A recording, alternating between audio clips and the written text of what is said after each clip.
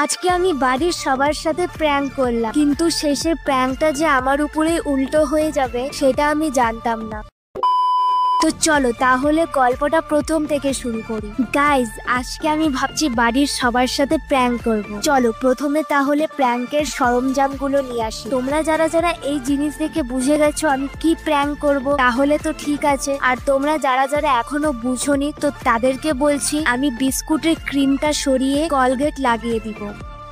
তো চলো সবার প্রথমে প্র্যাঙ্কটা মার উপরে ট্রাই করি। আর মাকে বিস্কুটটা দেওয়ার পরে মার তোমরা একটু রিয়াকশনটা দেখো। মা তো লিটারালি আমাকে বলছিল, ছি এগুলা কেউ করে নাকি এইসব জঘন্য রকমের প্র্যাঙ্ক, কি সব দিচ্ছিস আমাকে তুই। লিটারালি আমি একটুর জন্য মনে হয় মার খাইনি মার কাছ থেকে। তারপরে দাদাকে এই বিস্কুটটা দিলাম, দাদার একটু রিয়াকশনটা দেখে নাও। লিটারালি দাদা বিস্কুটটা খাওয়ার পরে বলেই ফেললো যে আমি মনে হয় এটা দিয়ে ব্রাশ করছি। ছি কি সব দিচ্ছে আমাকে, আমার কাজের টাইম একেবারে বিরক্ত করবি না। কিন্তু শেষে প্র্যাঙ্কটা যে আমার উপরে উল্টো হয়ে যাবে সেটা আমি জানতাম না। ছি কি বিচ্ছিরি খেতে ছিল বিস্কুটটা, আমার মুখটার স্বাদই পুরো নষ্ট করে দিল। তোমাদের যদি আমার এই কষ্ট দেখে একটু হলেও দয়া হয় তাহলে প্লিজ চ্যানেলটাকে সাবস্ক্রাইব করে দিও।